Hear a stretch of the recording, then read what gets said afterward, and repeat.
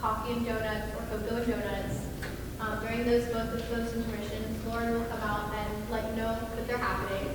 Also, please remember to silence your cell phones and no flash photographies, as it would be distracting to the audience, or the actors. And the audience. Yeah. It'll be distracting to everybody. Please enjoy the show. Thank you. Thank you so much.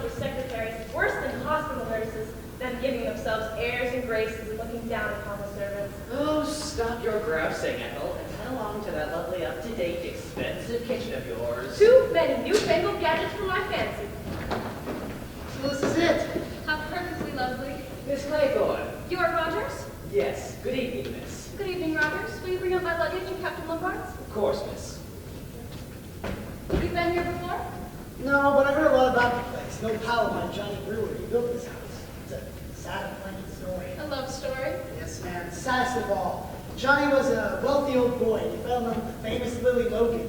Married her, bought this island, and built this house just for her. Sounds most romantic. Poor Johnny. He thought by cutting her off from the rest of the world he could hold her. Not even a telephone as means of communication. But Lily fared her ivory tower and escaped? Johnny went back to Wall Street, made a few more millions. The place was sold. And here we are. Well, I have to find Mrs. Owen. The others will be up in a minute.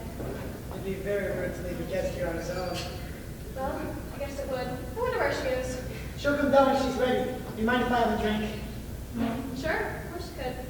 Awfully steep climb this. What's yours? Oh, no, thank you. Not for me. Not on duty. Good secretary is never off duty. Really? This is exciting. What? All this, the mountains, the snow, and this lovely home. I'm going to enjoy myself. I think you are. I think we both are. Here's to you. You're very lovely. Where's Mrs. Owen? Mr. and Mrs. Owen won't be down until tomorrow, miss. I thought you would have known. Tomorrow? But... I have a list of guests here expected, miss, if you would like to have it. Oh, thank you. Oh, how awful. You will help me, will you? I will move from your side. Oh, it's awfully weird how they invited us on the first boat and all the rest on the second. I'm afraid that was by design, not accident. Design? What do you mean? Well, I convinced the boatman that there was no need to wait for any more passengers. That $50 soon started up the engine. Oh, you shouldn't have done that. They're not a very interesting lot now, are they? I thought the young man was rather nice looking. Callow, definitely callow, and very, very young. I suppose you think a man in his 30s is more attractive? I don't think, my dear, I know.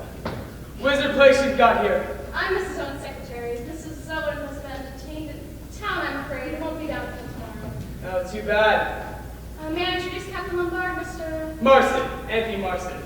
Pleasure to meet you. Have a drink? Why, thank you. What will it be? Sherry, whiskey, martini? Whiskey, I think. Wonderful place you've got here. I'm Mrs. Owen's secretary. Mrs. Owen has Say when. Oh, wizard. How are you? Davis. Davis is the name. Mr. Davis, Mr. Marston. Care for a drink, Mr. Davis? How are you, Mr. Marston? Thanks, Mr. Lombard. Don't mind if I do. Bit of a stiff climb up here, but whoa! What a view and what a height. Reminds me of South Africa, this place. Oh, really? What part? Oh, Natal. Durban, you know? Oh, really? Well, here's to temperance. Do you, know South Africa? Me? No. That's where I come from. It's my Natal state. Interesting country, I should think. Finest country in the world, sir. Gold, silver, diamonds, oranges. Everything you may could want. Talk about a place flowing with beer and skittles. How do you do? I'm Mrs. Owen's secretary. Mrs. Owen has been detained in town, I'm afraid. Won't be down until tomorrow. May I introduce Captain Lombard, Mr. Marston, and Mr.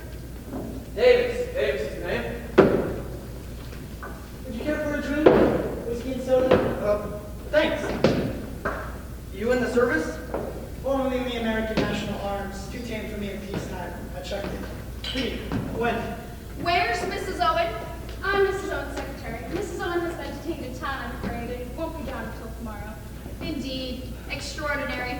Did she miss the train? I expect so. Once you have something, may I introduce Captain Lombard, Mr. Marston, General Mackenzie, I believe you all met on the boat, and Mr. Davis. Davis is the name. Can I take your case? Care for a drink? Dry martini, whiskey and soda? I never touch alcohol. You never touch alcohol. And I suppose you know, young man, that you left us standing there on the dock? Oh, I'm afraid Miss Brent, I'm too late for that. I just wanted to... It seems to me most extraordinary that Mrs. Owen should not be here to receive her guests. Perhaps she was just the kind of person who can't help missing trains. That's what I reckon she is. Not at all. Mrs. Owen is the least like that. And perhaps it was her husband's fault. She hasn't got a husband. I should like to go to my room. Of course, I'll take you there. You will find Mrs. Rogers right upstairs, miss. She will show you. I'm afraid our host and hostess haven't arrived. My name's Lombard, miss. I'm Lord Grave. How do you do? How do you do? Care for a drink? Yes, please, a whiskey. Wonderful place you've got here. Quite unique. As you say, quite unique. No drink, man. Is old Badger Berkeley rolled up yet? Who? Badger Berkeley. He wrote me up for this show. When's he coming? I don't think he is coming. Nobody in the name of Berkeley. That dirty old double-crosser. He's let me down. Well, it is a pretty wizard outing. And a pretty wizard girl, that secretary. She ought to liven things up a bit. I say, old man, how's about dressing for dinner for this time? Yes, let's go and explore. How was her? Things are a bit of 6s and 7s if the Owen's not turning up. Tree what? Pretty wizard place for a holiday. Aren't you going to sit down? Well, to tell you the truth, you seem to be in my chair. Oh, I'm sorry. I didn't realize you were one of the family. It's not that exactly. To tell you the truth, I've never been here before. You see, I live at the Bennett Club. Have for the past 10 years. My seat is just about there. Can't get used to sitting anywhere else.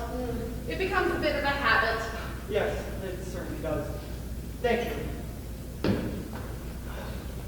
Well, it's not as good as the club chair, but it's a nice chair. I was a bit surprised when I got this invitation. Haven't had anything for well over 4 years. Very nice of them, I thought. Hello. May I take your keys now? Oh, is Lady Constance going to expect it here? Can you tell me? Lady Constance Colmington. No, not unless they're coming down to this Mrs. Owen.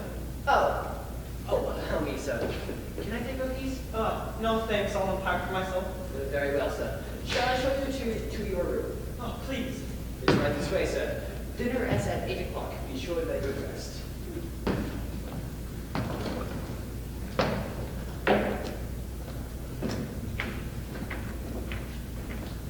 Here you are, sir. I'll call Roger to stay. How are you? Davis. Davis is the name. Mine's Armstrong. Dr. Armstrong, if I remember correctly. Yes. Not so. Never forget a face. Don't tell me I forgot one of my patients. Oh, nothing like that. But I once saw you in court giving expert evidence. Are you interested in the law? Well, I'm from South Africa, you see. Naturally, a colonial is bound to be interested in the legal services. Of course. Have a drink? No, thank you. I never touch it. Do you mind if I do? Mine's empty. Not a bit. Now to look around the island. It's a wonderful place. Wonderful. I thought as we were coming across the mainland, what a haven of peace this place is. Too peaceful for some, I dare say. Wonderfully restful. Good for the nerves. I am a nerve specialist, you know. Yes, I do know that. You come by train? No. I motored down, stopped in on a patient on the way. Great improvement. Best part for 200 miles, isn't it? How long did it take you? I didn't hurry. I never hurry. Some mannerless young fellow nearly drove me into a ditch just past Wasilla. Shot by me at about 80 miles an hour, I'd say. Disgraceful bit of driving. I'd have liked to have had his number. Yes, if only more people would take the numbers of these young road hogs. Now, if you'll excuse me, I must have a word with Mr. Owen. Oh, but Mr. Owen isn't coming down until tomorrow, so he...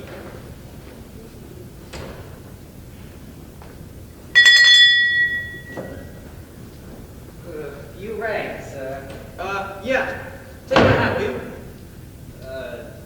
No, of course, sir. What time's supper? Dinner's at 8 o'clock, sir. In a quarter of an hour. I think that tonight dressing will be optional. Got a good place here. Yes, thank you very much, sir. You been here long? Just under a week, sir. So I don't suppose you know much about the crowd that's here? No, sir, not much. All old friends of the family? I really couldn't say, sir. Oh, that's too bad. Oh, Rogers. Yes, sir. Rogers, do you mind putting a bottle of beer and some sandwiches at my bed at night? Getting out of an appetite with this sea air. I'll see what I can do, sir. Rogers, I'll see you won't lose by it. Where's my room? It's right this way, sir. Good. I could use with a wash and brush up straight away. Oh, there you are, Rogers. Take these dirty glasses. You're always leaving the dirty work to me. Here I am with a 4-course dinner on my head and no one to help me. You might come give me a hand in dishing up. Who is it you were talking to, by the way? Davis, South African fellow. No class, if you ask me, and no money either. I don't like him. Don't like any of them much. More like that bunch we had at the boarding house, I'd say. Davis gives out like a million. You should see his underwear cheeks they make. No, as I said, it's not treating us right. All these visitors arriving today, and the maid's not coming until tomorrow. What do they think we are? Oh, now then. Anyway, the money's good. So it ought to be. Catch me going into service again unless the money was good. Well, it is good, so what are you going on about? Well, let me tell you this, Rogers. I'm not staying any place where I'm cooked on. Cooking's my business. I'm a good cook. Now, first rate, old girl. But the kitchen's my place, and the housework's none of my business. All these guests. I've got a good mind to put my hat and coat on and walk up now and go straight back to Seward. Oh, you can't do that, old girl. Who says I can't? Why not? I should like to know. Because you're on an island. Had you forgotten that? Yes, and I don't know as I fancy being on an island. I don't know that I fancy being on an island either, come to that. No slipping near the pub or going to the pictures. No. Oh, well, double wages on account of difficulties and plenty of beer in the house. That's all you ever think about. Beer. Now, stop road nagging and back to the kitchen or dinner will be spoilt. It'd be spoiled anyways, I expect. Wasted on them. Thank goodness I didn't make a souffle. Oh, dinner won't be a minute, miss. Just the question of dishing up. Is everything all right, Rogers? Can you manage between the two of you? Yes, thank you, miss. The missus talks an awful lot, but she gets it done. What a lovely evening. Yes, indeed. The weather seems very settled. How plainly one can hear the sea. A pleasant sound. Not a breath of wind and deliciously warm. I should have thought you might feel a little uncomfortable in that dress. Oh, no. It's rather tight, isn't it? Oh, I don't think so. You'll excuse me, my dear, but you're a young girl and you've got your living to earn. Yes? A well-bred woman doesn't like her secretary to appear flashy. It looks, you know, as though you were trying to attract the attention of the opposite sex. And would you say I do attract them? That is beside the point. A girl who deliberately sets out to get the attention of men will not be likely to keep her job for long. Sure. surely that depends on who she's working for. Really, Miss Claythorne? Aren't you being a little unkind? Young people nowadays always behave in the most disgusting fashion. Disgusting. Yes, low-backed evening dresses, lying half naked on beaches, all this so-called sunbathing. An excuse for immodest conduct, nothing more. Familiarity, Christian names, drinking cocktails. And look at the young men nowadays. Decadent. Look at that young Marston. What good is he? And that Captain Lombard. What do you object to in Captain Lombard? I should say he's a man who's led a very varied and interesting life. The man's an adventurer. All this younger generation is no good. No good at all. You don't like youth. I see. What do you mean? Nothing. I was just remarking that you don't like young people. And is there any reason why I should, pray? Oh, no. I just think you must miss an awful lot. You're very impertinent. I'm sorry. That's just what I think. The world shall never improve until we stamp out immodesty. Quite pathological. What did you say? What about the old girl? She looks rather like a tortoise, wouldn't you say? All judges look like tortoises. They have that venomous way of sticking their heads in and out. Madam Justice Wargrave is no different. I hadn't realized she was a judge. Oh yes, she's probably been responsible for sending more innocent people to their deaths than anybody else in the country. Hello, you. Have you two met each other? Dr. Armstrong, Miss Claythorne. You see, me and the doctor have just decided that the old girl... I heard you, and so did she, I think. Oh, Madam Wargrave. Miss Brent, isn't it? There's something I'd like to ask you. Will you come out here? The remarkably fine night. It's an absolutely blizzard car. Supercharged Jaguar. I don't see many of them on the streets. I can go over 100 out of her. Did you come from Fairbanks? Yeah, 208 miles. And I did it a bit over 4 hours. Too many cars on the road, though, to keep it up.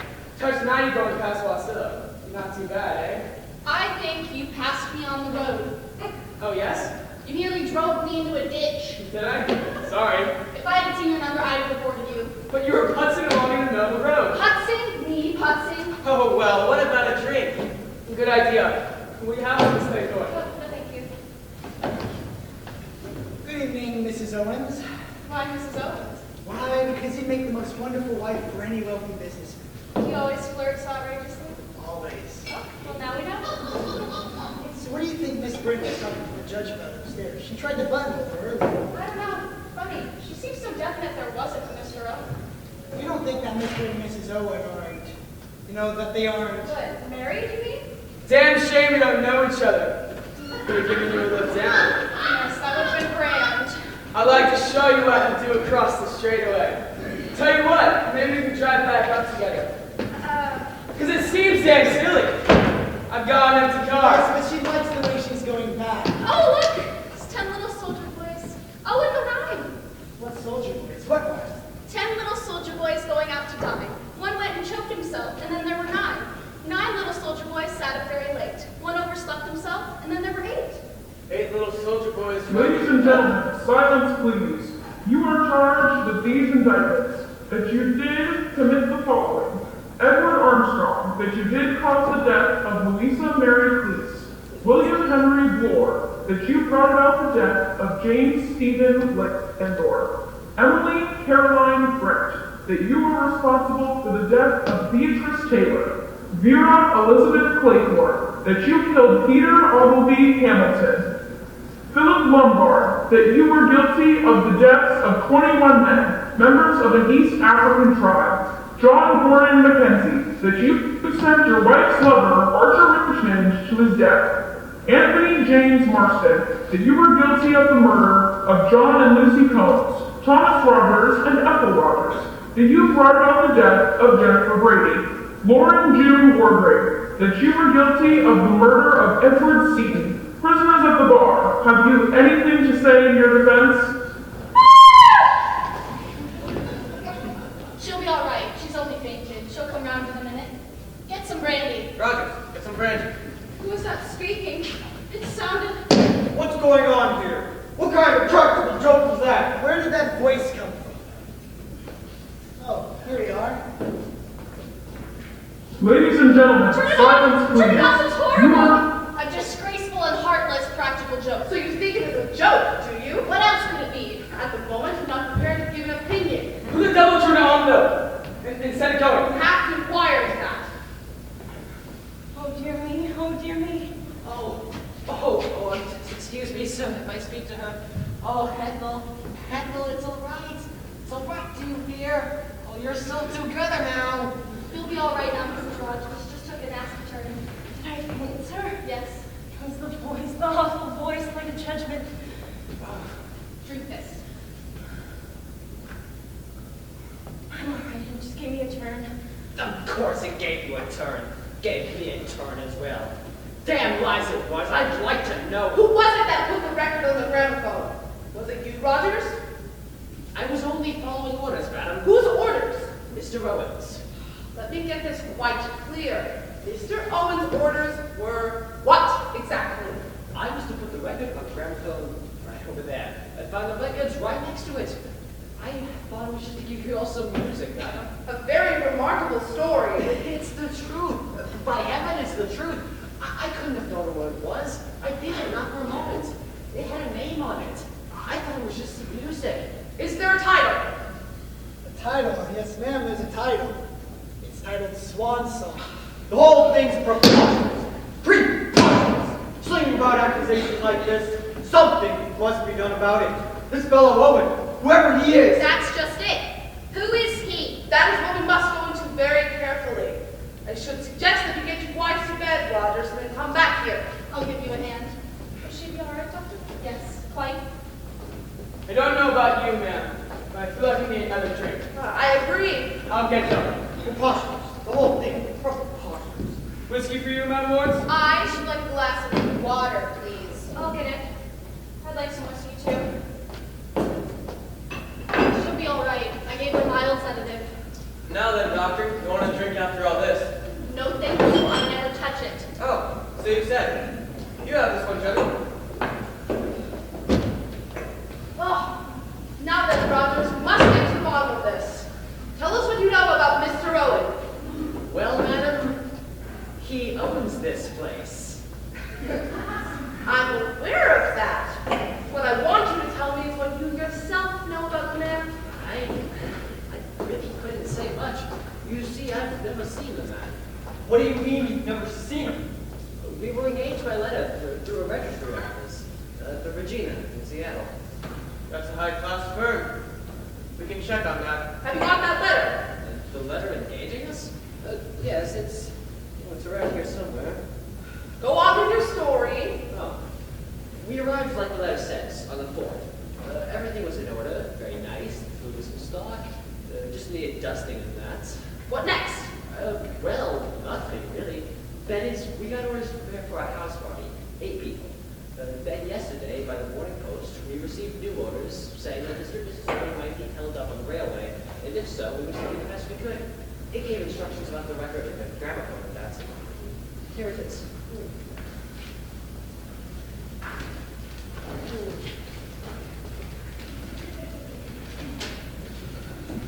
Edwards Hotel, in typewritten. Coronation machine number 5. Unsigned paper. No defects. We're not going to get much out of this. We tried for fingerprints, but it's been handled too much already. Quite the little detective. Got some fancy Christian name, hasn't he? Ulrich Norman Owen. Quite a mouthful. I'm obliged to you, Mr. Marston. You have drawn my attention to a curious and suggestive point. I think the time has come for us to pool our information.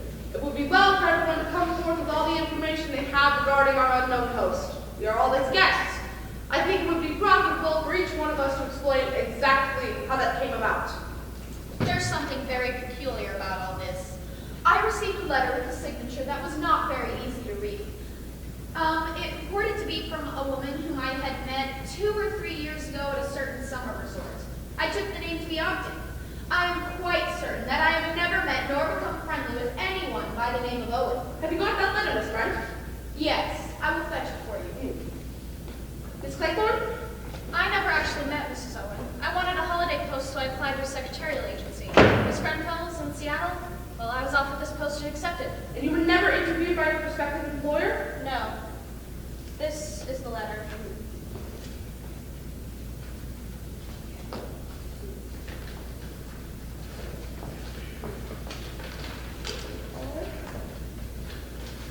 I received your name from Miss Grenfell's agency. I understand she knows you personally.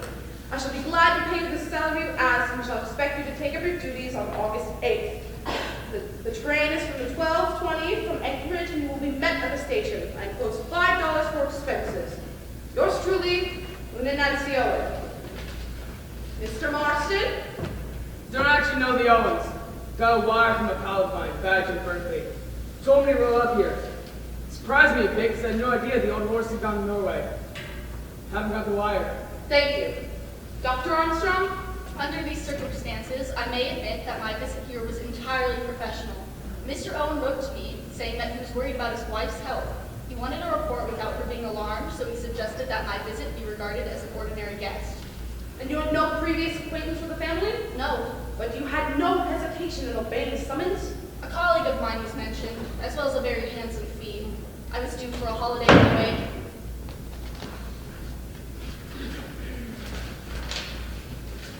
Dear Miss Brent, I do hope you remember me. We were together at Bellhaven Guest House in August some years ago, and we seem to have so much in common. I'm starting a guest house of my own, and I think there is really an opening for a place where there is good plain cooking and a nice old-fashioned type of person. None of this nudity and gramophones half the night. I should be very glad you can see your way to spending your summer holiday on Soldier Island, as my guest, of course. I suggest August 8th on the 12:40 from Paddington to Anchorage. Yours sincerely, UN. Yes, the signature is slightly ambiguous. I like the nudity touch. Here is my own decoy letter from an old friend of mine, Lady Constance Collington. She writes in her usual vague, incoherent ways, urges me to join her here, and refers to her host and hostess in the vaguest of terms. Now listen here, I've just thought of something. In a minute. But We will deal with one thing at a time, if you don't mind, Captain Lombard. General Mackenzie? Got a letter from this fellow Owen. Thought I must have met him at the club sometime. Mentioned some old cronies of mine who were to be here. I'd hoped to receive his informal invitation. I haven't kept the letter, I'm afraid. And you, Captain Lombard? same sort of thing as the general, a letter mentioning mutual friends. I haven't kept it either. Just now we had a somewhat disturbing experience. An apparently disembodied voice spoke to us all by name, uttering certain definite accusations.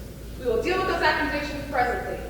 But at the moment, I'm interested in a minor point. Amongst the names received was that of William Henry Lord. But as far as we are concerned, there is no one named Lore amongst us. The name of Davis was not mentioned either.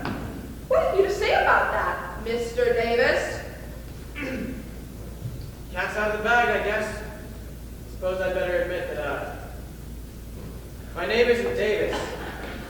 You are William Henry Lord? That's right. I have something to add to that.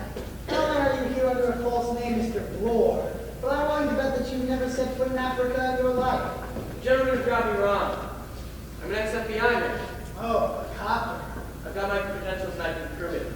I was put onto this job. By who? Mr. Owen, of course, sent a very nice money order paying for expenses. Said I was to pose as a guest.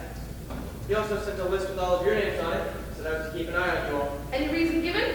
Said Mrs. Owen had some valuable jewels. Mrs. Owen, my foot. I don't believe there is any such person. Your conclusions are, I think, justified. Ulrich Norman Owen, Una Nancy Owen. Each time, that is to say, you end. Or, by a slight stretch of fancy, unknown. But it's fantastic. Mad. Oh, yes, I've no doubt in my own mind that we've been invited here by a madman. Probably a dangerous, homicidal lunatic. Whoever it is who has enticed us here, that person has taken the trouble to find out a great deal about us. A very great deal. And of the knowledge concerning us, he's made certain definite accusations.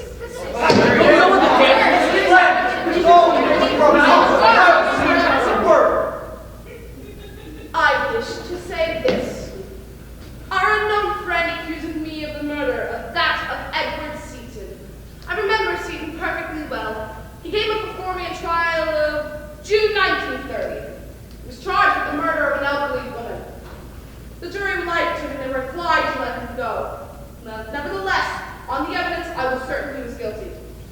On passing sentence of death, I fully concurred with this verdict and the man was duly executed. I wish to say this.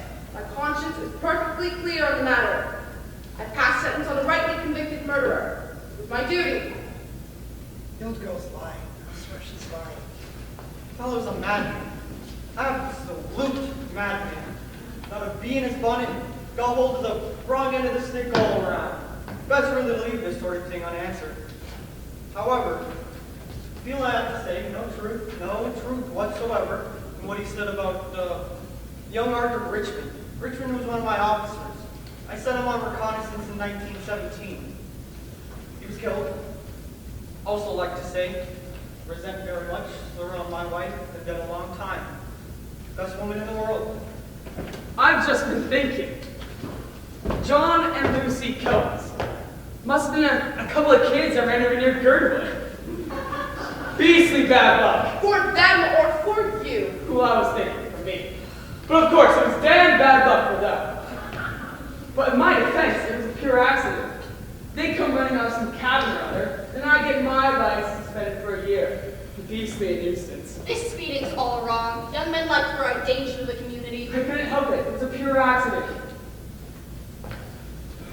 Might I say something? Go ahead, Rogers. There was a mention of me and my wife and of Miss Jennifer Brady. There isn't a word of truth in it. We were with Miss Brady when she died. She was always in poor health from the day we came to her. There was a storm, an accident on the night she died. The telephone was out. The doctor couldn't be reached. I went for him on foot myself. But by the time we got back, it was too late. We had done everything possible for her. And there was never a word said against us. Came into a nice little something at her death, I suppose, didn't you? Miss Brady left us a legacy in recognition of our faithful service. And why not? I should like to know. What about yourself, Blair? What about me? Your name was on the list. I know. Landor, you mean? That was the bank robbery. I remember the name, though it didn't come before me. Landor was convicted on your evidence. You were the police officer in charge of the case. That's right. Landor got penal servitude for life and died a year later. He was a delicate man. He was a crook. He killed the night watchman. The case was clear from the start. You were complimented, I think, on your able handling of the situation. I got my promotion. I was only doing my duty. Convenient word, duty. What about yourself, Doctor? Can't say I have any knowledge of the matter. What was the name? Close? I don't recognize that name, nor its connection to death in any way. It could have been one of my operations cases at the hospital. Whenever the patient dies, it's always the surgeon's fault. And then you give up on surgeries and take up nerve cases. Some doctors, of course, give up drink. I protest. You have no right to insinuate such things. I never touch alcohol. I never suggested that you did. Besides, Mr. Unknown Owen's the only one who knows all the facts. Miss Claythorne? I was a nursery governess to Peter Hamilton. We were in Cornwall for the summer. He was forbidden to swim out far. One day, while my attention was distracted, he started out. As soon as I saw what happened, I swam after him. I couldn't get there in time. Was there an inquest? Yes, I was exonerated by the coroner. His mother didn't blame me either. Thank you. Miss Brent? I have nothing to say. Nothing? Nothing. You reserve your defense. There is no question of defense. I have always acted according to the dictates of my own conscience. Well, law-abiding rugby seem to be. Myself excluded, of course. We are waiting for your explanation, Captain Lombard. Well, I hate to disappoint, but I haven't got one. What do you mean? I mean, I plead guilty. It's true, I left those natives in the bush. It was a matter of self-preservation. You abandoned your men? I know, it's not quite the act of a proper gentleman, but self-preservation demands first duty, and they don't mind dying as much as we Americans do. Our inquiry rests there. Now then, Rogers, who else is on this island besides ourselves, you and your wife? Nobody, madam. Nobody at all. You're sure of that? Yes, quite sure. Thank you. Oh, don't go, Rogers. I'm not yet clear as to the purpose of our unknown host in getting us to assemble here. But in my opinion, he's not sane in the accepted sense of the word. He may be dangerous. I think it would be well for us to leave this place as soon as possible. We should leave here tonight. I I'm sorry, madam, but no. There's no boat on the island. No boat at all? No. Why don't you telephone to the mainland? There isn't a telephone either. Erica comes over every morning, brings the bread, milk, the post the papers, takes the orders. That's all the contact we've got here. Isn't it a bit unsporting to throw out the whole mystery of it? The whole thing's like a detective story. Positively thrilling. At my time of life, I've no desire for thrills. The legalized narrative. I'm up for crime. Here's to it.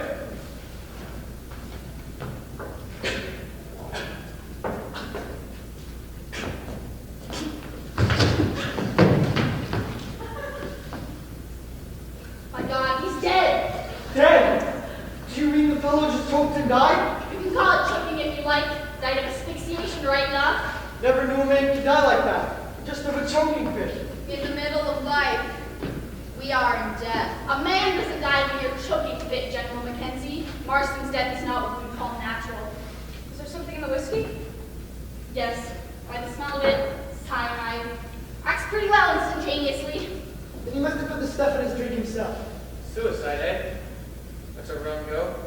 I never think he'd commit suicide. He's so alive. He was enjoying himself. Look, here's one of the little soldiers off the mantelpiece. Broken.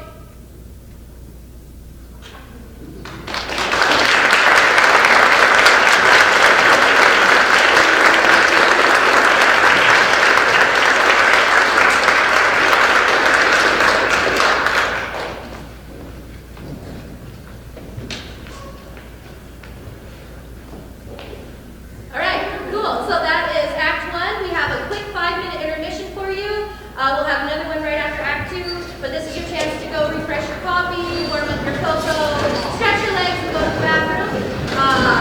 We'll be starting probably in 5 minutes.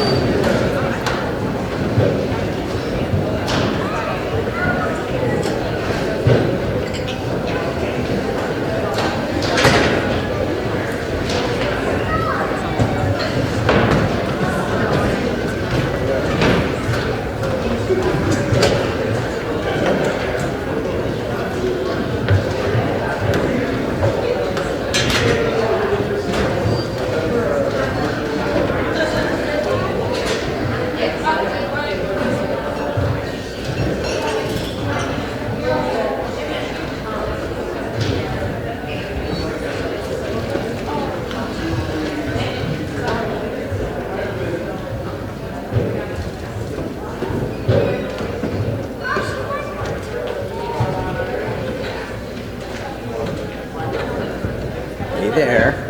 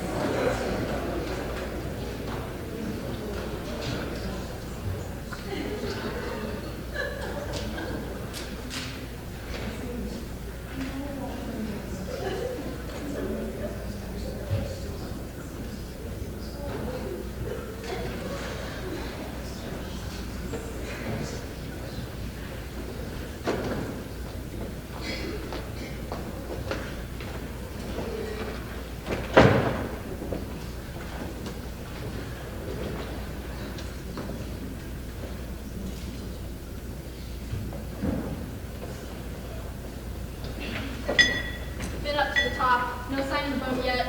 It's very early still. Yes, but the lady brings the milk and the bread and all that. You'd think she'd be here by now.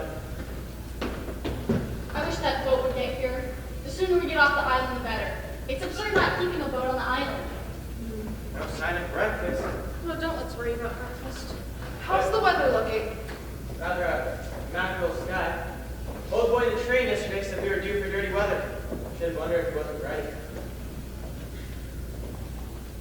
Don't you think they should have a boat on the island? There's no proper harbor. If a wind were to come from the southeast, the boat would get dashed to pieces against the rocks.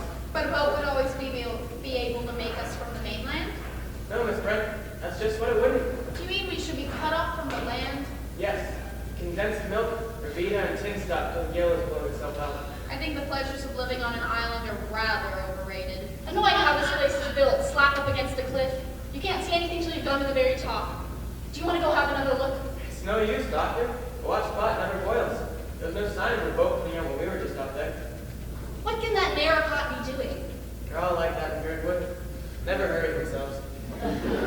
Where's Rogers? He ought to be about. If you ask me, Master Rogers was pretty badly rattled last night. I know. Ghastly, the whole thing. Got the wind up properly. Fantastic. The whole thing's fantastic. I'd say, suppose he stopped it? Who? Rogers? How could he? You said it yourself. There's no boat on the island. Yes, but I've been thinking. We've only Rogers' word for that. Suppose there is one when he's nicked off in the first thing. Oh, no. He would not be allowed to leave this island. Sleep well, General? I dreamed. Yes, I dreamed. I don't wonder at that. I dreamed of my wife, Leslie, you know? Oh, yes. I wish that Narracott would show up. Who is Narracott? The lady who brought us down yesterday afternoon. Was it only yesterday? I feel like that too. Banning gramophone records, suicides, about all a man can take. I won't be sorry to see the back of Silver Island, not my word. So you don't understand? How strange. What's that, General? I don't like the look of him. I reckon young Marston's suicide must have been a pretty bad shock. He was years old. Where is that poor fellow now? In the study. Put him there myself. Dr. Armstrong, I suppose it was suicide? What else could it be? I don't know, but suicide? You know, I had a pretty funny feeling in the night. This Mr. Unknown Owen. Suppose he's on the island. Rogers might not know. Or he was told to say so. Pretty nasty thought. Wish that boat would get here. I hate this place. Yes, the sooner we can get in contact with the police, the better. The police? Police have to be notified in the case of suicide, Miss Claythorne. Oh, yes, of course. What's going on here? Still no sign of breakfast. Are you hungry, General? Feeling like breakfast? Leslie? Leslie, my dear. Oh, no, I'm not. I'm Vera Claythorne. Forgive me. I took you for my wife. Oh, I was waiting for her, you see. but I thought your wife was dead long ago. Yes, I thought so too. But she's here, on this island. Good morning. Good morning, Captain Lombard. Good morning. Seem to have overslept myself. Boat here yet? Nope. Bit late, isn't it? Yes, it is. Good morning. You and I could have had a swim before breakfast. Too bad all this. Too bad you overslept yourself. You must have pretty good nerves to sleep like that. Yeah, nothing makes me lose my sleep. Didn't dream of African natives by any chance, did you? Did you dream of convicts by any chance, did you? Now look here, Captain Lombard, I don't think that's funny. Hey, you started it. Besides, I'm hungry. When's breakfast? The whole domestic staff seem to have gone on strike. Well, we can always forage for ourselves. Hello, that's strange. What is? Do you remember we found one of these little fellows smashed last night? Yes, that ought to leave 9. That ought to leave 9. I was certain there were 10 of them here when we arrived. Well, There are only 8.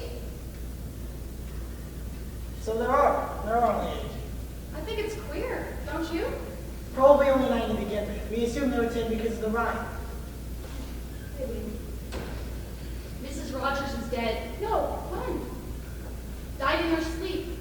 Rogers thought she was still under the influence of the sleeping draught I gave her, so we came down without disturbing her. He set the room and lit the fire. I went up to go check. She's been dead about 5 hours, I'd say. What was it? Heart? Could have been. After all, she had a pretty bad shock last night. Yes. Suppose she was poisoned, Doctor? It is perfectly plausible. With the same stuff as young Marston? No, not cyanide. It would have been a narcotic or hypnotic. One of those barbiturates. Something like that. You gave her some sleeping powders last night, didn't you? I gave her a mild dose of luminol, yes. Didn't give her too much, did you? Certainly not. What do you mean? All right, no offense, no offense. I just thought, perhaps if she had a weak heart. The amount I gave her could not have hurt anyone. And what exactly did happen, Doctor? Impossible to say without an autopsy. If, for instance, this death had occurred with one of your private patients, what would have been your procedure?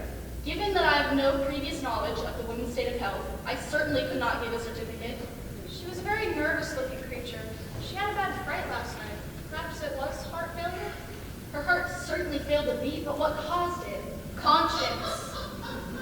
What do you mean by that, Miss Brent? You all heard. She was accused, together with her husband, of having deliberately murdered her former employer, an old lady.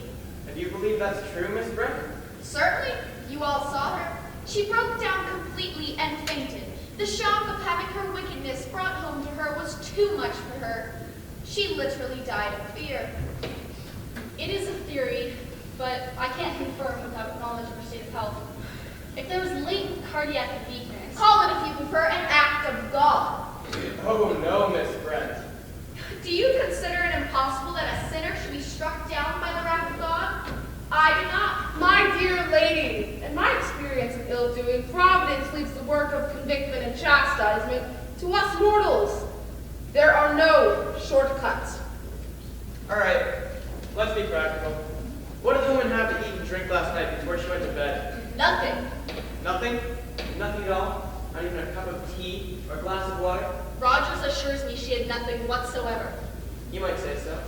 Oh, so that's your idea. Well, why not? You heard that accusation last night. What if it's true? Miss Brent thinks it is for one. Rogers and his wife did that old lady in.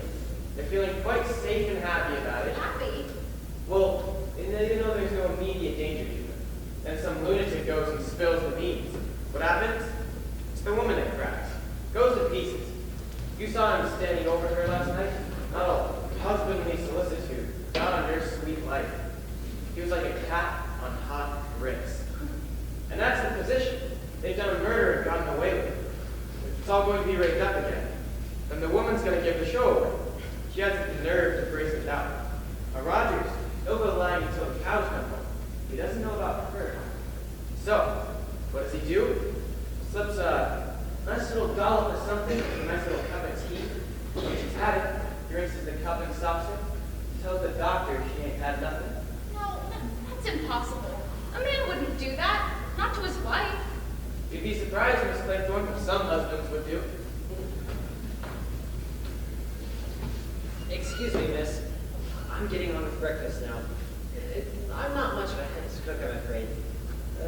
It's lunch that's worrying me. Would spam and gelatin be satisfactory? And I could always manage some cheese and biscuits. There's always the tinned stuff as well. That would be fine, Rogers. Lunch? Lunch? We're not going to be here for lunch. And when the hell's that boat coming? Mr. Bloor! What? No, you'll pardon me, sir, but the boat won't be coming. Well, Narcott's always here before 8. Is there anything else you require, miss? No, thank you, Rogers.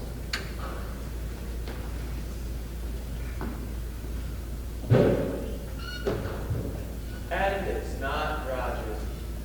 His wife lying dead upstairs, and here he is cooking breakfast, and calmly talking about lunch? Now he says the boat won't be coming. How the hell does he know? Mr. Bloor! What? Don't you see? He's dazed. He's carrying on automatically like a good servant would. It's pathetic, really. The really significant thing is the failure of the boat to arrive. It means that we are being deliberately cut off from help. That's very little time. Very little time. What's that, General? Very little time. We mustn't waste it talking about things that don't matter. Why do you think Narcon hasn't returned yet? I think the ubiquitous Mr. Owen has given orders. You mean you told her this is some kind of prank? She wouldn't fall for that, would she? Why not? justification for having some crazy parties. This is just another crazy idea, that's all. Narcot knows there's plenty of food and drink that can last us a while. Rory thinks this is just some sort of joke. Couldn't we light a bonfire on the island so that they'll see it? It's probably been provided against. All signals are to be ignored. Well, can't we do something? We can do something. We can find the funny gentleman that staged this whole thing, Mr. Unknown Owen. I'll bet you anything you like, he's still somewhere on this island, and the sooner we find him, the better. Because in my opinion, he's mad as a hatter and dangerous as a rattlesnake. Hardly a very good simile, Captain Lombard. The rattlesnake at least gives warning of its approach. Warning! My God, a warning! 10 little soldier boys going out to die. There were 10 of us after Narcon left, weren't there? 10 little soldier boys going out to dine. One went and choked himself. Marston choked himself, didn't he? 9 little soldier boys sat up very late. One overslept himself. Overslept himself. That fits Mrs. Rogers rather well, doesn't it? But you don't think... Do you mean he wants to kill us all? I think that's exactly what he plans on doing. And each one fits with the rhyme. No, that's impossible. It's a coincidence, that's all. There's only 8 of us left, Doctor. Is that a coincidence? But there's nobody on the island. Not so sure about that. This is terrible.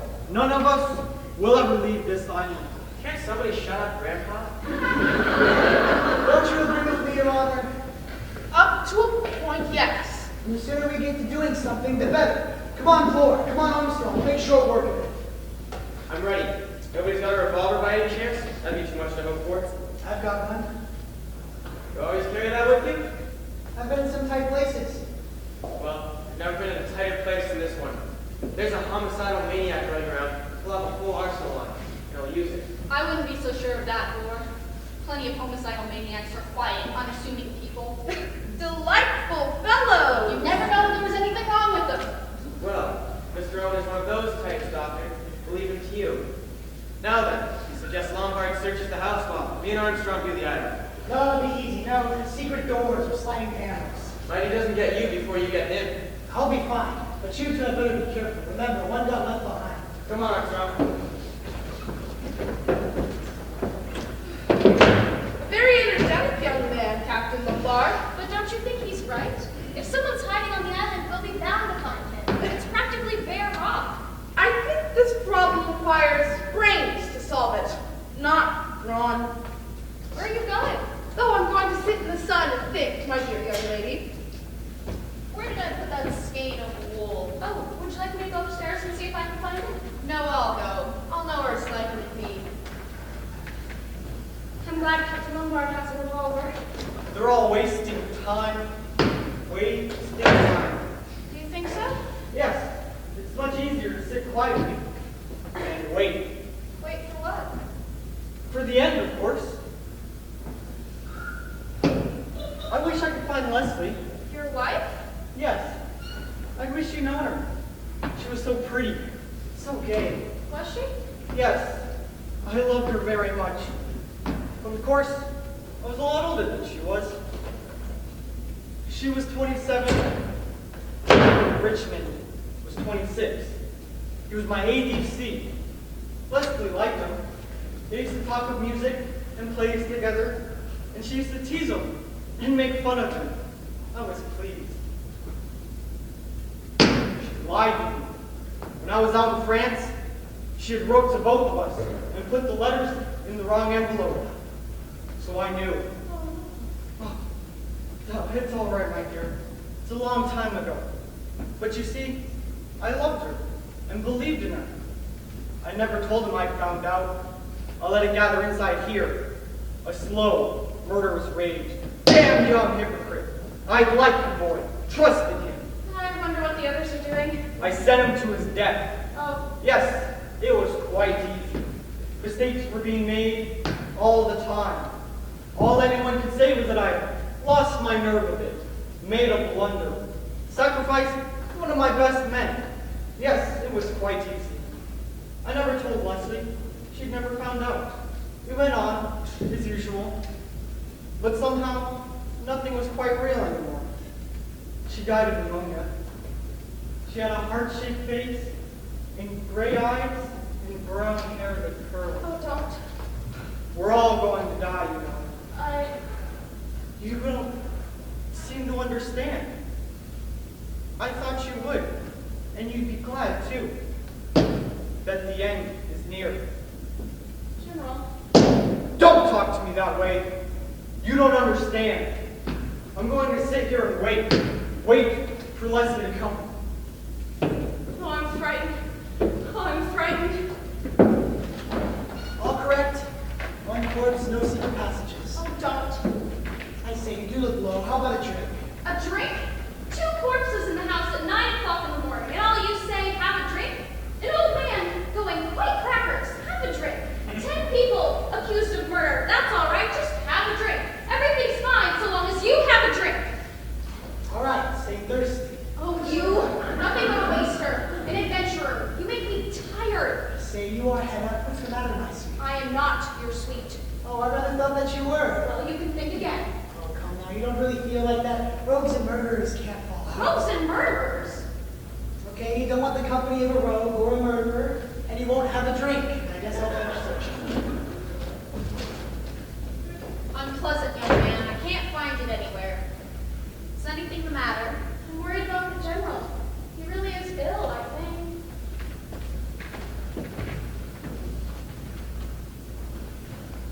Looking out for the boats, General? His sin has found him out. Oh, don't. One must face facts. Can any of us afford to throw stones? Even if his wife was no better than she should be, and she must have been a depraved woman, he had no right to take judgment into his own hands. What about Beatrice Taylor? Who? That was the name, wasn't it? You're referring to that absurd accusation against myself? Yes. Now that we are alone, I have no objection to telling you the facts of the case. Indeed, I should like you to hear them. It was not a fit subject to discuss before gentlemen, so naturally I refused to say a word last night. That girl, Beatrice Taylor, was in my service. I was very much deceived in her. She had nice manners and was clean and willing. Of course, all of that was of the sheerest hypocrisy. She was a loose girl with no morals. Disgusting. It was some time before I found out she was what they call in trouble. It was a great shock to me. Her parents were decent people, too, who had brought her up strictly. I'm glad to say they did not condone her behavior. What happened? Naturally, I refused to keep her an hour under my roof. No one shall ever say that I condoned immorality. Did she drown herself? Yes, How old was she? 17. Only 17? Quite old enough to know how to behave. I told her what a low, depraved thing she was. I told her that she was beyond the pale and that no decent person would ever take her into their house. I told her that her child would be the child of sin and would be branded all of its life. And naturally, the man would not dream of marrying her. I told her that I felt soiled by ever having her under my roof. You told a girl of 17 all that? Yes, I'm glad to say I broke her down quite utterly. Poor little devil. I have no patience with this indulgence towards sin. And then I suppose you let her out of the house? Of course. And she didn't dare go home. What did you feel like when you found out she drowned herself? Feel like? Yes. Didn't you blame yourself? Certainly not. I have nothing with which to reproach myself. I believe you really feel like that. Makes it even more horrible. That girl's unbalanced. The heathen are sunk down in the pit that they made, in the net which Breakfast they is ready. Be quiet. The wicked shall be turned into hell. Do you know when the gentlemen are on, miss? Breakfast is ready. Yes, Miss Wargrave is sitting out in the sun. Mr. Moore and Dr. Armstrong are out searching the house. I shouldn't worry about them. Shall not the isles shake at the sound of the fall, when the wounded cry, when the slaughter is made in the midst of thee? Then all the princes of the sea. Shall we go in? I don't feel like eating. Breakfast is ready, General. Shall come down from their thrones, and lay away their robes, and put off their broidered garments. They shall clothe themselves with trembling, and they shall sit upon the ground, and shall tremble at every Reading moment. aloud, Miss Brent? It is my custom to read from a portion of the Bible every day. A very good habit, I'm sure. Did you find anything out there? We've been up the top. There's no cover, no caves, nowhere anyone could be hiding. What about the house, Lombard? I'll stake my life there's no one in this house except for ourselves. Search it from attic to cellar. Breakfast is getting cold. Breakfast? Oh, come on, boy. You've been yelling for breakfast ever since you got up. Let us eat, drink, and be merry, for tomorrow we die. Well, who knows? Perhaps even tonight. You ought to be ashamed of such levity, Captain. Oh, come now, General. Breakfast is getting cold and... Dear God, he's dead! Been stabbed in the back. God, he's dead! But how? Who could have done it? There's nobody but us on the island. Exactly, my dear sir. Don't you realize that this clever and cunning criminal is always comfortably one step ahead of us? That no matter what we do, he knows what we're going to do next and makes his plans accordingly? There's only one place, you know, where a successful murderer could hide and get away with it. One place. Where? Here in this room. Mr. Owen is one of us.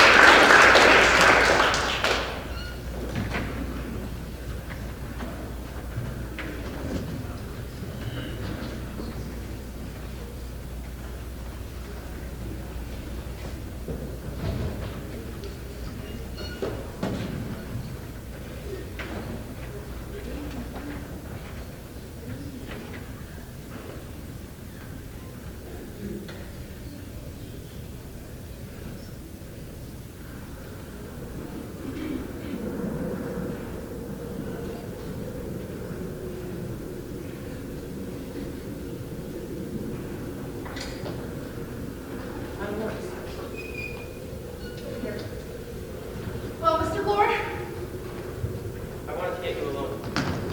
You were right in what you said last time. This dead murderer is one of us. I think I know which one. really? Ever hear of the Lizzie Borden case in America? Old couple chopped in half with an axe in the middle of the morning. The only person who could have done it was the daughter, a respectable, middle-aged spinster. Incredible. So incredible that they acquitted it. But there was never any other explanation found. Then your answer to the problem is Miss Emily Brent? I tell you, that woman is mad as a hatter. Religious mad. She's the one. We must watch her. Really? I formed the conclusion that your suspicions were in a different order. Yes, but I've changed my mind. Here's why. She's the only one who isn't scared. Why? Because she knows perfectly well that she's in no danger. We made some coffee. Bourbon, it's cold in here. But you'd hardly believe it when you think about what a fine day it was this morning. Are Lombard and Roger still out? Yes, no boat could put out in this. They couldn't land either. Miss Brents? Oh, allow me. You're right to insist on our going to lunch and having some brandy with it. I do feel better. The court always adjourns for lunch. All the same, it's a nightmare. Seems as though it just can't be true. But what are we going to do about it? I should like to hold an informal court of inquiry. Maybe at least be able to eliminate some innocent people. You wouldn't have a hunch of any kind, would you, Miss Claythorne? If Miss Blathorne suspects one of us three, that's rather an awkward question. Oh, I don't think it's any of you. If you ask me who I suspect, I'd say Dr. Armstrong. Armstrong? Yes, because don't you see? He's had far and away the best chance at killing Mrs. Roberts. Terribly easy, as a doctor, to give her an overdose of sleeping stuff.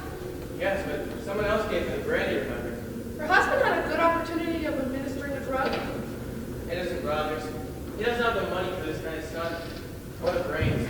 Besides, you can see he's scared stiff.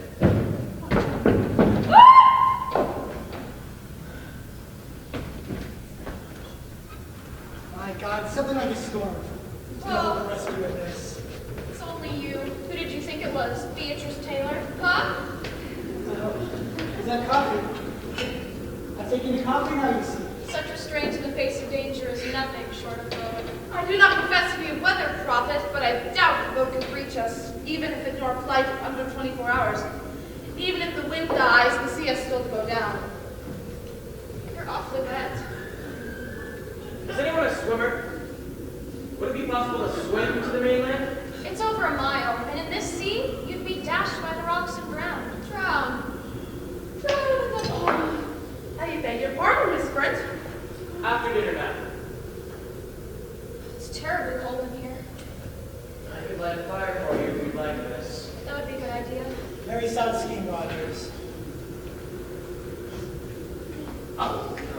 but does anyone know what's become of the top bathroom curtain? Don't tell me you're going crazy too, Rogers. The bathroom curtain? Yes, sir. The scarlet oil silk. It's missing. Has anybody seen a scarlet oil silk curtain? I'm afraid it's no luck. Well, it's nothing important. Only I thought it was odd. Everything in this house is odd, Rogers. Go right at that, sir.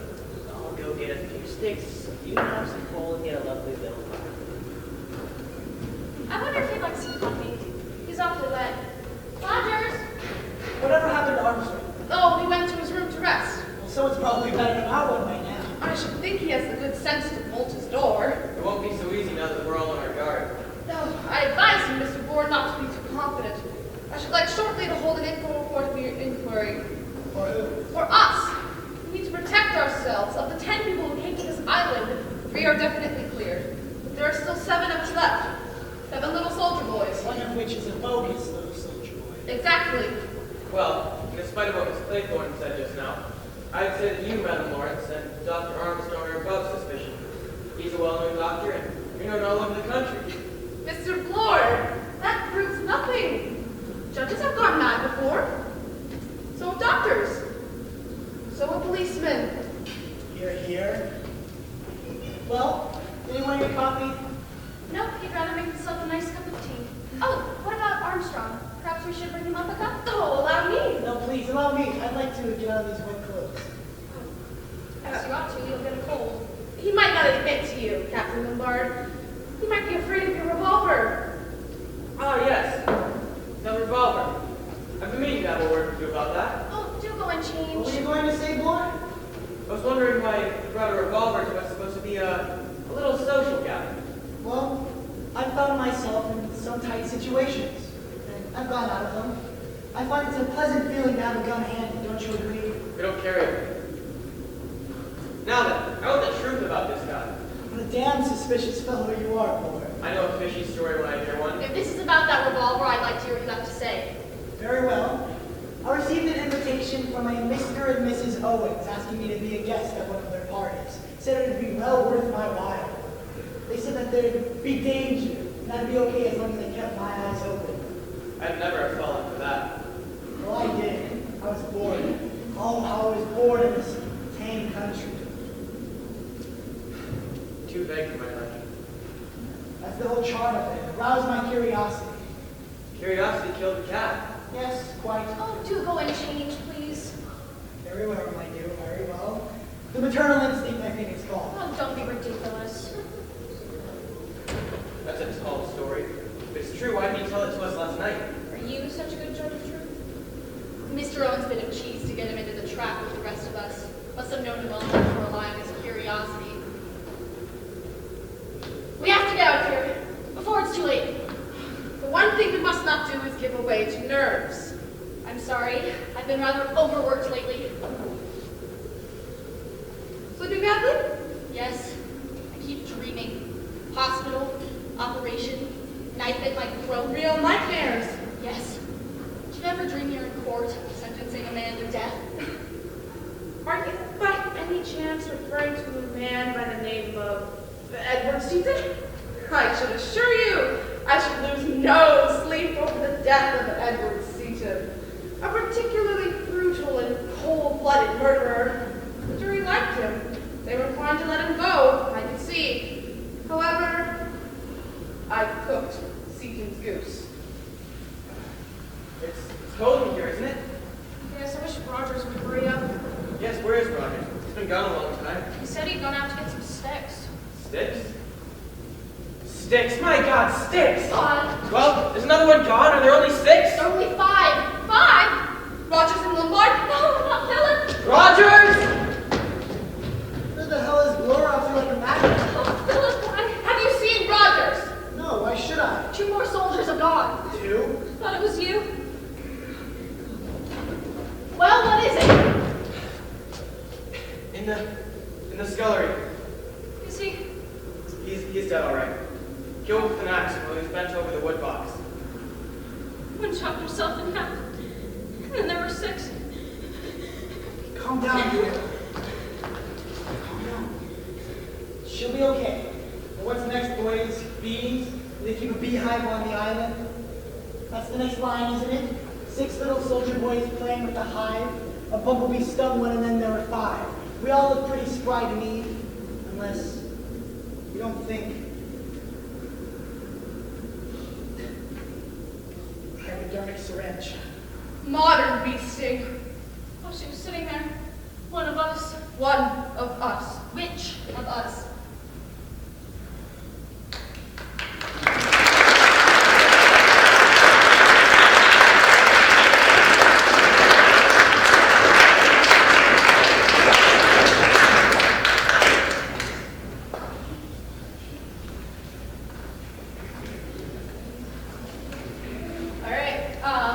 So that's our end of Act 2. It's really dark. Don't anybody... Okay, cool. Don't anybody move until those lights come on. Quick 5-minute this time again. We're down to 5 cast members, so we're more than halfway there. Coffee and cocoa are available for refill. Just help yourself out there. Cafecitos donut holes too. Don't be shy.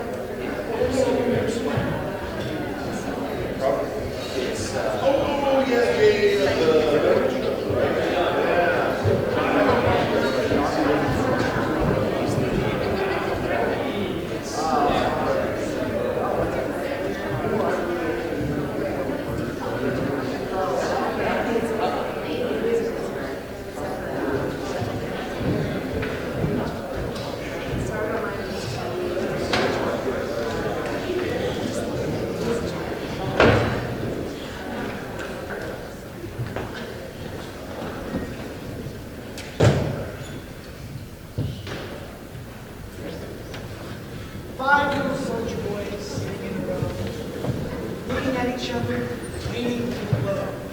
New first tell them. I hardly think this is a moment for facetiousness. Just trying to relieve the gloom. Damn that electric light running out. See, what if we play a game? A nice round game called Suspicions. A suspects B, B suspects C, and so on. Who do you suspect, Lord? I can tell from a mile away. I'm your fancy, aren't I? I won't say no to that. You're wrong, you know. Abstract justice just isn't my thing. If I wanted to commit murder, there'd have to be something in it for me. All I'm saying is you've been suspicious from the start.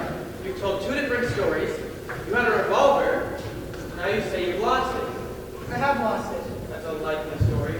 What do you think I've done with it? I've suggested that you search me. Oh, you haven't got it on you. You're too smart for that. You know where it is. Oh, you mean I have it cashed, ready for next time? I shouldn't be surprised. Use your brains, Lord. If I had wanted to, I could have just shot the lot of them. Pop, pop, pop, pop. Yes, but that's not the big idea. Crazy touch. I'm sane enough. Doctors say some lunatics never know we're lunatics. True enough, I'd say. We can't just sit here and do nothing. There must be something we can do. What if we lit a bonfire? In this weather, It is, I am afraid, a question of time and patience. The weather will clear, then we can do something. By the bonfire, telegraph signal. Time? A question of time? We don't have time. We shall all be dead. I think the precautions we have now adopted will be adequate. I tell you, we shall all be dead. What was her name? Louise? Please? Was it nerves that made you do her in, doctor? No. Drink. God, I was drunk when I operated on her. It should have been a simple operation. My hands shaking all over the place. I remember her now. I had to counter my woman. I killed her. So I was right. That was how it was. Sister knew, of course. She was loyal to me or to the hospital. I gave up drink, gave it up altogether. Went in for studying nervous diseases. Very successfully. One or two lucky shots with a couple of important women. They talked to their friends. For the past 2 years, I've hardly known which way to turn. Comes along Mr. Unknown Owen, and down comes Doctor and Cradle and all. Will you stop your damnable sneering? Gentlemen, please, we can't afford to quarrel. It's okay by me. I apologize. It's this terrible inactivity that gets on my nerves. We are adopting, feel convinced, the only measure possible. So long as we remain within sight of each other, a repetition of the tragedies that have occurred must be impossible. We've all submitted to a search. Therefore, we know no man has either firearm nor gun about his person, nor has any man got any cyanide or drugs on his person. So long as we stay, as I said, within sight of each other, nothing can happen. But we can't go on like this. We shall need food, sleep. that's what I say. Obviously, the murderer's only chance is to get one of us detached from the rest. So long as we prevent that, we are safe. Safe? You're very silent, Vera. There isn't anything to say. I wonder what the time is. It's this awful waiting for the hours to go by, and yet feeling as though they might be the last. What is the time? It's 8:30. Is that all? This damn light. How are we out for candles, Lord? We've still got a packet left. What do you think, madam? Perhaps we mustn't be too optimistic. I say. What about something to eat? No, let's stay here. We're safe here. I can't say I'm hungry. Not particularly ravenous myself. Say, why don't you go have a guzzle on your own, Lord? Tell you what. Suppose I bring in a tin of biscuits. Great idea, Lord. Oh, and Lord. Yeah? An open tank, Lord. It didn't move.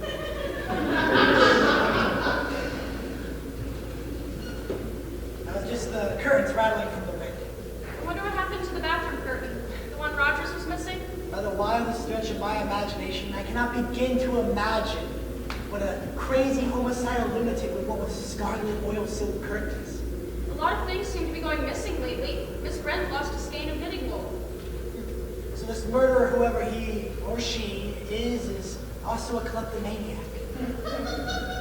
How does it go? 5 little soldier boys? Going in for law, one gun in chancery. Chancery? Well, how could that apply? Unless, of course... Precisely, my dear young lady. That's exactly why I'm sitting right here. If you're not offended by my saying so, I'm casting you as the murderer, not the victim. Oh my gosh. Captain Lombard, this is hardly any of us be taking in the luxury of taking defense. Chances can also mean a boxing match. Maybe a free fight will come out. That ought to let you out, my dear. It's this awful rhyme. It keeps going round and round inside my head. I think I'll remember it till the day I die. Mr. Bloor's a long time. Yes, I suspect the big bad wolf has gotten to him. I've asked you once before, Captain Lombard, to restrain your rather peculiar sense of humor. I apologize. It's a strange form of nervousness. Put your hands up! Search him!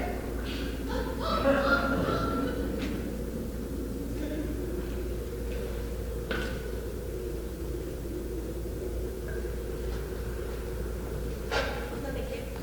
But you haven't had any dinner. I couldn't eat anything. Warn you, floor will wolf a lot. I don't see why I have to be so funny about it. Starving ourselves won't do us any good. How are we figure out? I haven't got any. I've run out. Fortunately, I'm not a smoker. I've got some upstairs in my suitcase. I'll get them. I could do with a cigarette myself. See that you all stay where you are. Not bad, dude. Good. Brother, Here's some celery. I grow up to have had some. Her nerves are in a bad state. Don't know that I agree with you there, Doctor. Miss Claythorne strikes me as a very cool and resourceful young lady, quite remarkably so. So that's your idea, that she's the guilty party. Hardly likely. A woman. You and I, Doctor, you women from slightly different angles. I say, who's up for a spot of whiskey? I'm all for it, provided we tackle an open bottle.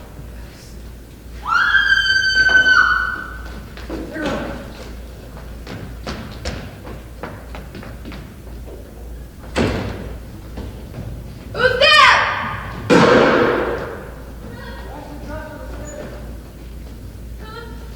Philip, where are you? I lost you. I'm here. Here I am. Wish we could do with some light. It's awful in the dark. Can't see where you are. Don't know where anyone is. It's that damn drafty stairs. It's okay, I have a lighter. Where's Dr. Armstrong? I'm looking for matches. Forget matches, bring more candles. I was horrified to death. It wrapped around my throat. What? The window was open in my room. It blew out the candle as soon as I opened the door. And then a long strand of seaweed wrapped around my throat. In the dark, I felt like I was being strangled by a wet hand. No wonder you yelled. But who put the seaweed there? I don't know. When I find out, I'll make him regret he was ever born. Who's that? Don't worry, it's only me. Here we are. Who fired that shot?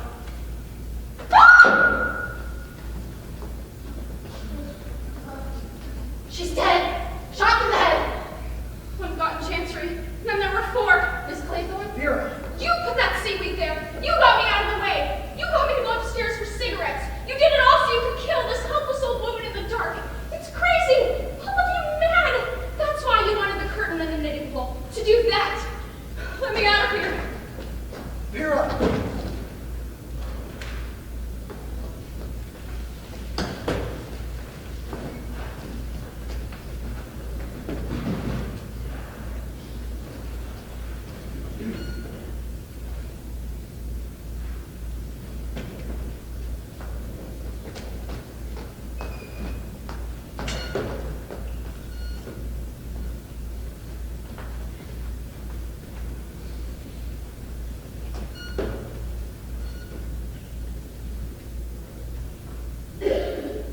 Three little soldier boys sitting in a row, thinking as they guzzle, who's the next to go? Oh, Philip.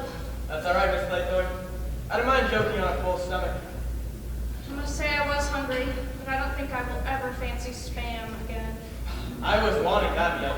I feel a new man. We had been almost 24 hours without food. That does tend to lower the morale. It's funny. In the daylight, everything seems different. Don't forget, there's a crazy homicidal lunatic somewhere loose on this island. When does it feel jittery about it anymore? Well, because now we know beyond any possible doubt who it is. Eh, Lord? That's right. I said all along it was Dr. Armstrong. You did, my dear, you did. Until, of course, you went completely insane and suspected all of us. Well, Seems rather silly in the light of day. Very silly. Allowing it is, Armstrong. What do you think's happened to him? I know what he wants us to think happened to him. What exactly did you find? One shoe, just one shoe, sitting prettily on the cliff's edge. Inference. The doctor had gone completely off his onion and committed suicide. All very circumstantial. Even that one soldier boy sitting there in the doorway. I think that was rather overdoing it. A man wouldn't think to do that if he was going to drown himself. Yes, but he had to appear as though he were the seventh victim, all according to his little plan. Perhaps he is dead? Yeah, I am very suspicious of death without bodies. So extraordinary to think that there are 5 dead bodies in there, and we've been out here eating Spam. The life of feminine disregard for the facts. There are 6 dead bodies, and not all of them are in there. No, she's right. There's only 5. Did you include Mrs. Rogers?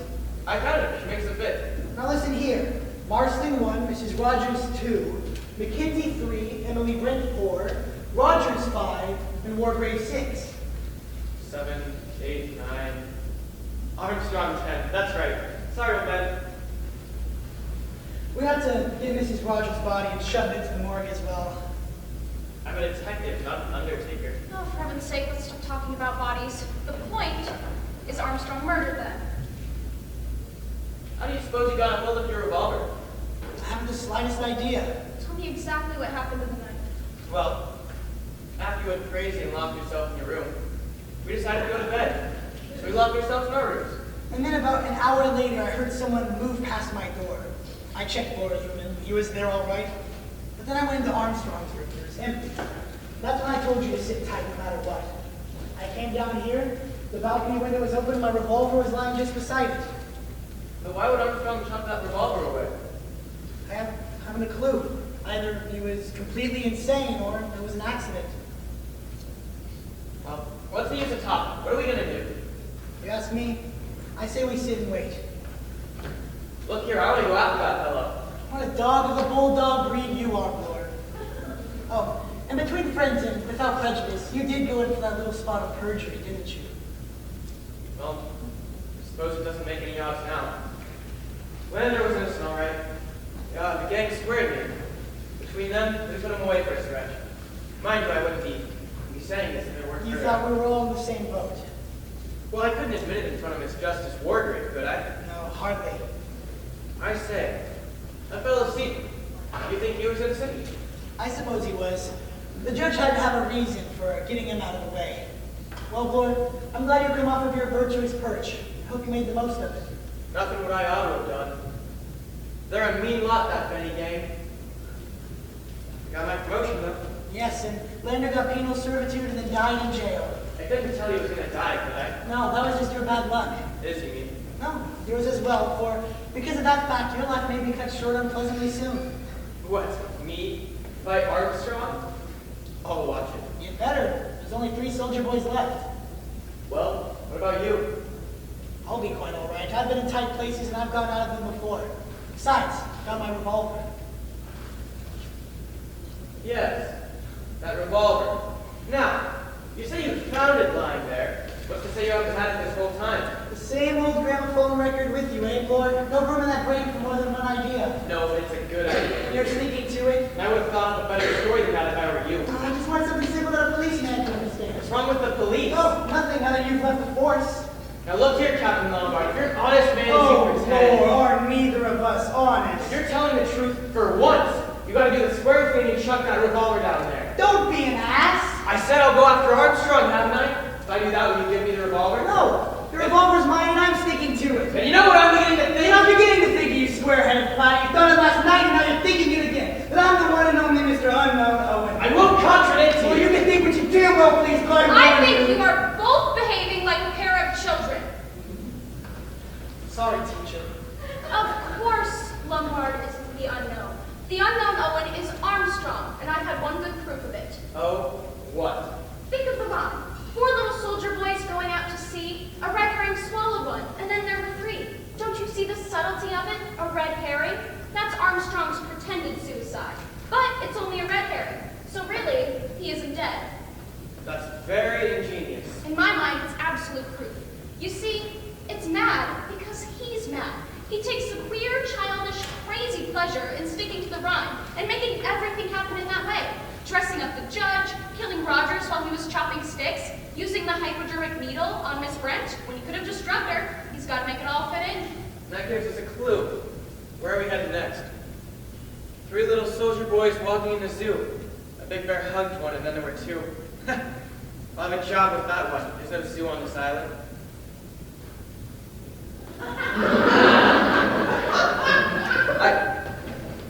I say, what about a beer?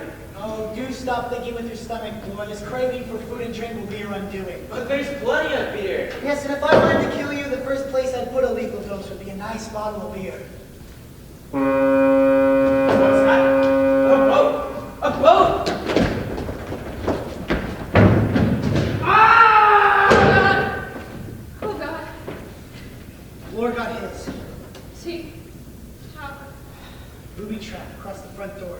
It dropped something on him from the landing above. Is he? Yes. Crushed. Head stove dead by a bronze bear holding a clock. A bear? Oh, how ghastly. It's this awful childishness. Lore was a fool. And now there are 2. We'll have to be very careful of ourselves. Oh, I shan't do it. He'll get us. I haven't been beaten yet. But don't you feel there's someone now in this room watching and waiting? That's just nerves. Then do you feel it? No, I do not. Oh, come on, Philip, let's leave. Let's get out of this place. Perhaps if that was a boat, they'll hear us. Very well. We can go to the top of the island. It's a sheer cliff on one side, and we'll be able to see if anyone tries to approach us from the house. Okay, anything's better than staying in here. Would you be rather cold in that dress? I'd be colder if I was dead. I suppose you're right. Good reconnaissance. Oh, be careful, Philip, please. I'm not Lore. There's no windows up above. Hello, that's strange. What? Looks like a body. Something washed up at the high tide. You're staying there. Get a closer look. Armstrong. Armstrong's body. It's Armstrong. Washed up at the high tide. So there's no one on the island. Now we know where we are. Now we know where we are. Very pretty tricky nose with that tripwire. Madam Justice Wargrave always knew you were dangerous. You really did drown that kid after all, didn't you? No, I didn't. That's where you're wrong. You have to believe me. Please listen to me. I'm listening. Better make it a good story. It's not a story. It's the truth. I didn't kill that child. It was someone else. Who? A man. Peter's uncle. I was in love with him. Classic tale of the wicked uncle? Yes, he was wicked. And I didn't know. He said that he loved me, that he was too poor to marry. There was this rock far out that Peter was always wanting to go to. I wouldn't let him, of course. It was dangerous. But one day, we were at the beach, and I had to go up to the house for something I'd forgotten. When I came back, Peter was already swimming out. I rushed down to the beach, but Hugh tried to stop me. "Don't be a fool," he said. I told the little ass he could do it. This is interesting. Go on. Well, I rushed past him, but Hugh tried to stop me. Once I got down to the beach, I plunged into the water. I couldn't get there in time. And things went well at the inquiry. They thought you were a plucky girl, and you stayed discreetly quiet about Hugh's part of the business. Do you think anyone would have believed me? Besides, I couldn't. I really was in love with him. It's a pretty tale. I suppose Hugh let you down. Did you think I ever wanted to see him again? You sure are an amazing liar, Mira. Can't you hear the truth when you see it? Who said that shot that killed Lord? I didn't. Armstrong's dead. Now, I may be no saint, and I might have broken most of the commandments in my time, but one thing I aren't is a murderer. You won't stand for murder. What about those natives you left to die in Africa? That's what's so damn funny. I didn't. What do you mean? For once, just once, mind you, I played the hero. I risked my life to save my men. I left them my ammo, my rifle, all the food we had, and I took a chance in the bush. By the most amazing luck, it came off, but not in time to save them. And then rumor gets around that I abandoned my men. There's life for you. You really expect me to believe a lie like that? You practically admitted the whole thing. I get such a kick out of watching your faces. I can't believe you. Blast you. I don't know why I couldn't see it there before. It's there in your face, the face of a killer. You are Now! you cunning devil. Come one step nearer and I'll shoot. You are young, lovely, and quite bad.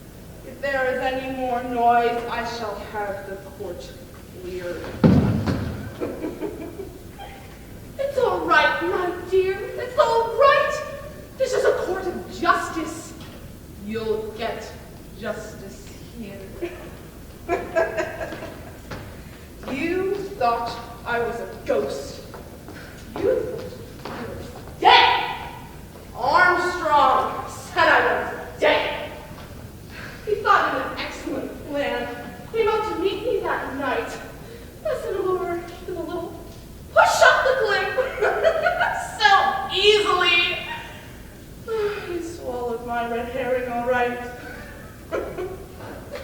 You know, dear Claythorne, all my life I wanted to take life. Yes, to take life. But I had to get what enjoyment I could out of sentencing the guilty to death.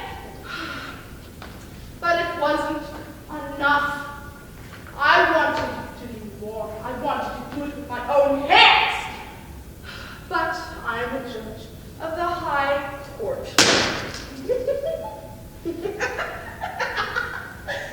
You were all guilty, you know. But the law couldn't touch you. So I had to take the law into my own hands. Into my own hands! Silence in the court! Anthony Marston first! Then Mrs. Rogers, Barbertone in the brandy, Mackenzie stabbed, got Rogers with it, axed while he was chopping sticks. Don't Emily brings coffee so she couldn't feel the hypodermic. Booby trap for Blore. Blore was a fool. I always knew it would be easy to get Blore. Returning that revolver was a clever touch. Made the end interesting. I knew you two would suspect each other in the end. The only question was, who would win it out? I bet on you, my dear, the female of the species. Besides, it's always more interesting to have a girl at the end. Vera Elizabeth Claythorne, I sentence you to death. Stop it! I'm not guilty, I'm not guilty! Must plead not guilty. Oh, but of course, you could go for an all-out verdict of insanity. But you're not mad. I'm mad. But you're not. We'll never get away with it. I shan't be around to find out. I shall be found laid neatly on my bed, shot through the forehead in accordance with the record set by my fellow victims. Needless to say, when the sea goes down, they will come from the mainland, boats and men, and they will find 10 dead bodies and an unsolved problem on a shoulder island.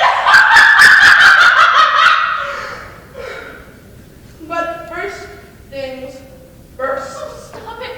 I'm innocent! You're a judge! You know when a person is guilty when they're innocent. I swear I'm telling the truth. I didn't kill that child. I didn't mean to kill him. During the gramophone recital, I watched the faces of you all very closely. In my long court experience, I had no doubt whatever that you were guilty, my dear. Oh, and now you've killed Mother, haven't you? How does it feel to be a killer, to be guilty? Oh, you liked him, didn't you? Prisoner at the bar, have you anything to say why sentence should not be passed on you? I can't spoil my lovely rhyme, my 10 little soldiers plan. You're the last one. One little soldier boy left all alone. He went and hanged himself. I must have my hanging, and you must pay for your crimes, for that poor innocent child you murdered, for Lombard. Yes, one little soldier boy left all alone. Goodbye, my dear. He went and hanged himself, and then there were none!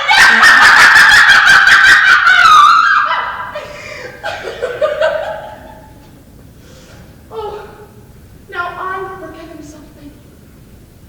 Ah, yes,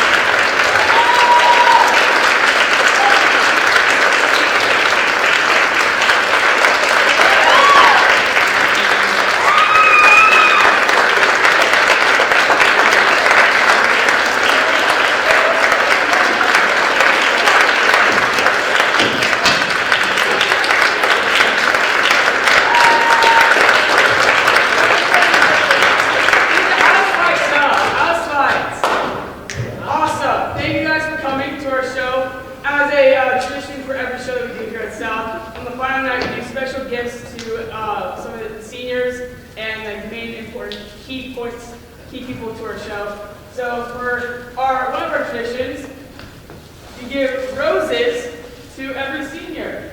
So I made a list. Of course, thank you. Okay. So first of all, Lewis.